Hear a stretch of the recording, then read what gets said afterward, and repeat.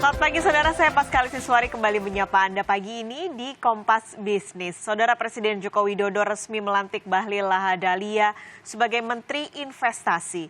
Tugas berat menanti Bahlil yang sebelumnya menjabat sebagai Kepala Badan Koordinasi Penanaman Modal. Dengan status baru yang disematkan, Bahlil optimistis nilai investasi akan naik karena Kementerian Investasi bisa membuat aturan teknis. Kementerian Investasi juga bisa mensinergikan aturan ke seluruh kementerian lembaga. Tahun ini nilai investasi ditargetkan bisa mencapai 900 triliun rupiah. Nantinya Kementerian Investasi akan berkolaborasi dengan lembaga pengelola investasi yang baru saja dibentuk.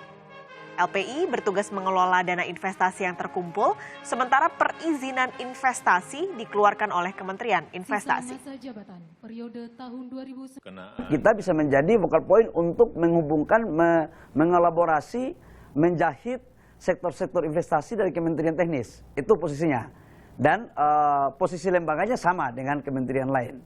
Kalau kemarin BKPM itu secara institusi dia merupakan lembaga pemerintah yang setara dengan menteri.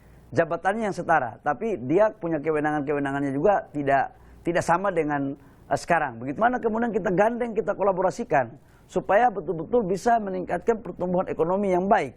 Karena harus diakui bahwa salah satu visi besar Bapak Presiden adalah transformasi ekonomi. Di mana transformasi ekonomi itu ujungnya adalah hilirisasi yang menciptakan nilai tambah dan ujung-ujungnya juga adalah industri. Sebelumnya BKPM mencatat realisasi investasi sepanjang kuartal pertama 2021 sebesar 219,7 triliun rupiah, tumbuh 4,2% secara year on year. Capaian tersebut disumbang dari penanaman modal dalam negeri sebesar 108 triliun rupiah atau porsinya 49,2% dari total investasi.